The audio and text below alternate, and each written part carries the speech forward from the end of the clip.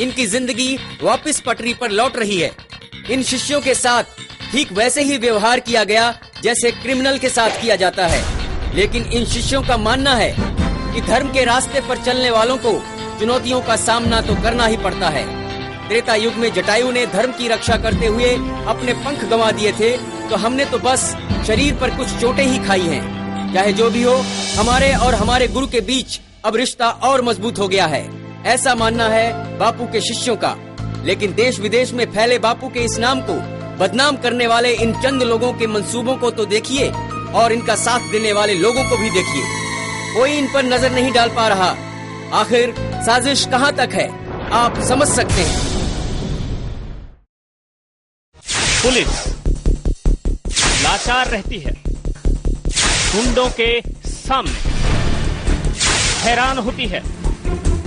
आतंक के मुकाबले उसका जोर चलता है कमजोरों पर, बूढ़ों पर, औरतों और बच्चों पर और साधुओं पर। बिल्कुल यही हकीकत है उस पुलिस की जिसके दास्तान हम आपके सामने लेकर आए हैं। पुलिस ने अहमदाबाद में संत आसाराम बापू के आश्रम में आए श्रद्धालुओं के साथ मासूम छात्रों पर भी जमकर लाठियां बरसाई। ये हम आपको सुनवाएंगे छात्रों की जुबानी और साथ ही आपको दिखाएंगे कि पत्रकारों पर भी कैसे कहर बनकर टूटी गुजरात पुलिस। लगातार बापू के आश्रम को निशाना बनाने की वजह क्या हो सकती है? क्यों वहां वो बेगुनाह बच्चों और औरतों पर कहर ढा रही है? ये खुद एक सवाल बना हुआ है। इसी पर है हमारी खास पेशकश, धर्म पर जुल्म।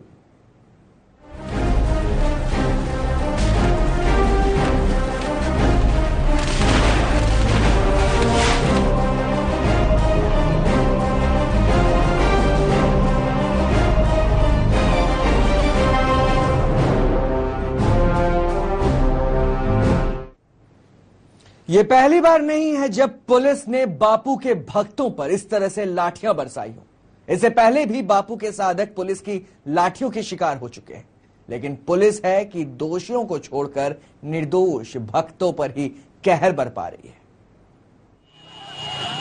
शांति के दूत महात्मा गांधी की नगरी में ये क्या हो रहा है? क्यों ढाए जा रहे हैं इन बेगुनाहों पर जुल्म? आखिर इनका कसूर क्या है? पुलिस क्यों उतर आई है हैवानियत पर? निहत्थे लोगों पर क्यों भरपाया जा रहा है कहर?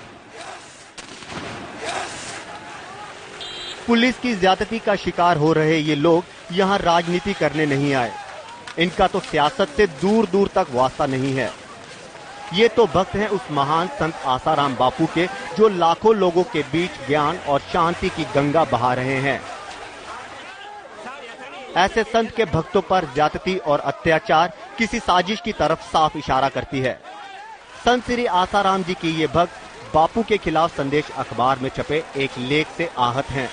पिछले 14 दिनों से ये भक्त अहमदाबाद में अखबार के दफ्तर के बाहर अनशन पर बैठे थे, लेकिन किसी ने भी इनके दर्द को महसूस नहीं किया। न्याय न मिलने पर ये भक्त गांधीनगर के कलेक्टर को ज्ञापन देने जा रहे थे, लेकिन कलेक्टर से 1 किलोमीटर दूरी पर ही इन्हें रोक लिया गया। पुलिस ने इन्हें आगे नहीं जाने दिया। कलेक्टर से मिलने का पत्र भी पुलिस को दिखाया गया, लेकिन पुलिस नहीं मानी। इस बीच जब भक्त वहीं धरने पर बैठ गए तो बापू विरोधी कुछ असामाजिक तत्वों ने अपना खेल दिखा दिया और पुलिस पर पथराव कर दिया। पुलिस ने बिना कुछ सोचे समझे बापू के भक्तों को ही अपने निशाने पर ले लिया और उन पर टूट पड़े।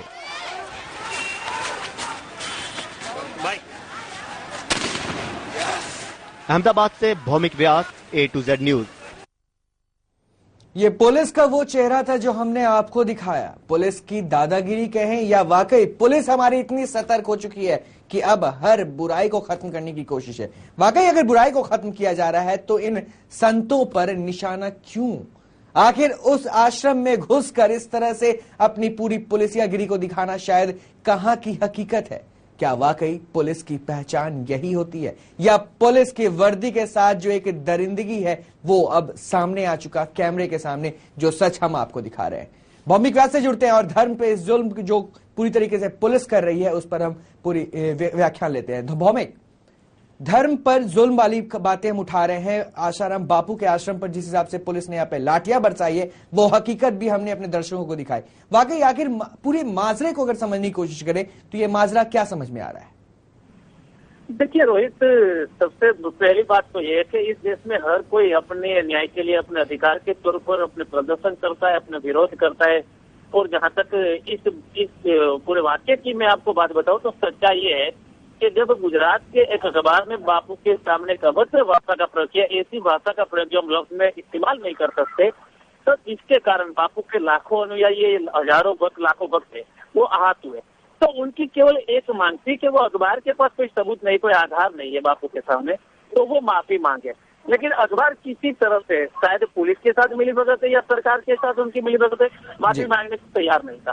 बापू के अनुयायी उनके सामने शांत तौर पर पुलिस की मंजूर परमिशन लेकर केवल अनशन कर रहे थे, मतलब सुबह जाना और शाम तक बैठना, कि लोगों का ध्यान आकर्षित कर पाए कि हम इसके सामने अपना न्याय मांग रहे हैं। भौमिक माफी चाहूंगा, बीच में रोक रहा हूं, लेकिन एक हकीकत पर से हम अपने दर्शकों को फिर से जोड़ने की कोशिश कर रहे हैं। किसी आंदोलन को करना गुनाह नहीं है, शांति प्रिय आंदोलन कर सकते हैं, आवाज उठाना बिल्कुल गलत नहीं है। शायद अगर जिस बात से आप पूरी तरीके से इत्तेफाक नहीं रख सकते हैं, उस बात के खिलाफ भी आप जा सकते हैं। और संविधान के नियमों को भी अगर आप देखते हैं तो कहीं ना कहीं ये बात साफ तौर पर लिखा है कि आप अपने विचारों को रख सकते हैं।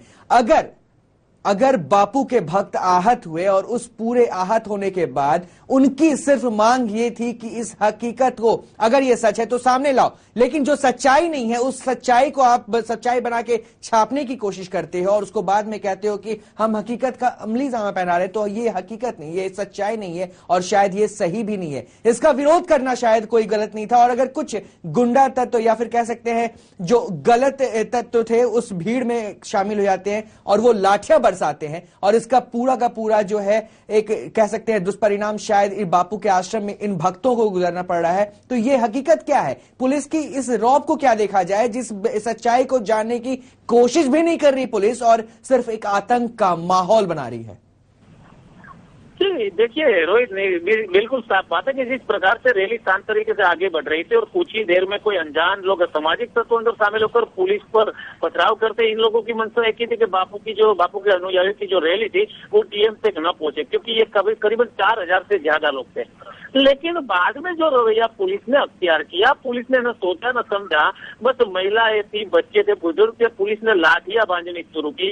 लाठियां बांधने की बात ठीक है, लेकिन हम आपको रोहित बता दें कि आप तस्वीर में देख सकते हैं कि एक एक अनुयायी पर 10-10 पुलिस कर्मियां हाथ में राइफल लेकर, हाथ में लाठियां लेकर टूट पड़े।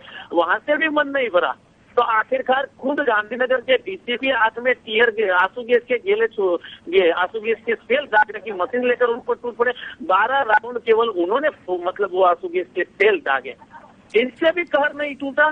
तो दूसरे दिन जैसे कोई आतंकवादियों का जो सर्च ऑपरेशन होता है जैसे जम्मू कश्मीर में, वैसे 25 व्हीकल के काफिले में करीबन 700 जवान, एक परम पूज्य जिसको संत माना जाता है, जिसको धर्म और ज्ञान का सबसे बड़े सत्संगी माना जाता है, वो आसाराम बापू के आश्रम के अंदर जाते हैं और ऐसा कहर बरपाते हैं कि शायद जो कोई देख लेगा इस तस्वीर को तो उनके रुआटे खड़े हो जाएंगे, वो चौंक जाएगा, कहीं की दिल की धड़कनें बंद हो जाएगी।